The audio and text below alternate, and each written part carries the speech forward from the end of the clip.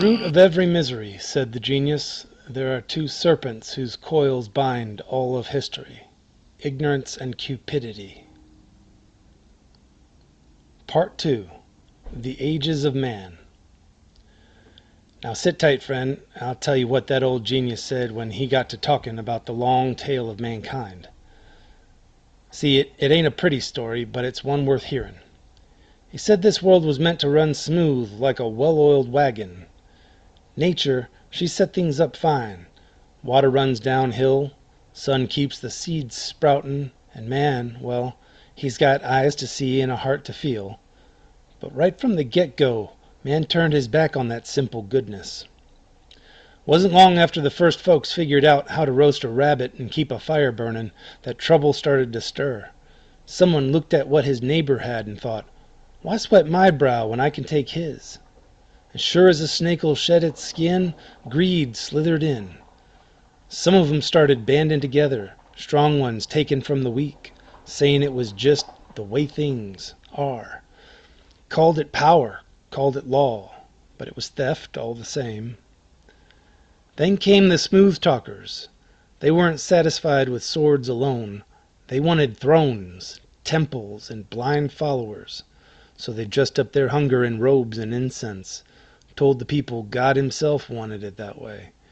Ain't nothing holier than a priest with a purse to fill, or a king with taxes to collect, far as they were concerned. And the folks, well, they bought it, took it to heart. Said maybe suffering now means glory later. So they bowed their heads, folded their hands, and let the world rot around them. But the genius, he didn't leave it there. Said that same fire in a man's belly that drives him to steal can drive him to build, too.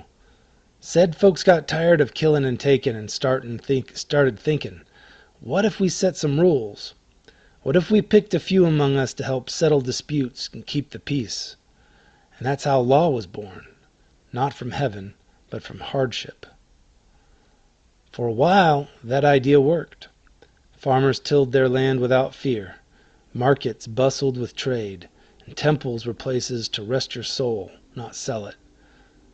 Folks shared their work, split the harvest, and even their gods seemed pleased. They dug wells in Tyre, built dikes in Babylon, and laid down marble in Palmyra. Back then, a man could look at his country and say, we built this together, and we'll keep it together. But that golden age didn't last, no sir. The more folks had, the more some wanted to hoard it.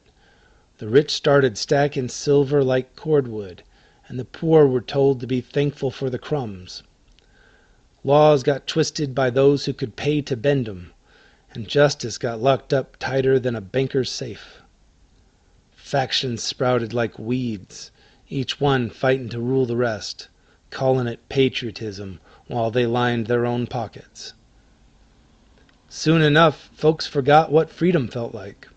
Kings rose up, claimed they had God's signature on their crown. Priests whispered lies, calling oppression sacred, and the people, they got tired, weary, traded liberty for a scrap of bread and called it peace. That, friend, is how the ages of man rolled on, a wheel rutted deep with power and fear, progress and decay. And though that genius swore there's still hope, that old wheel's got to be lifted clean out of the mud before it can roll free again. You ready for what came next?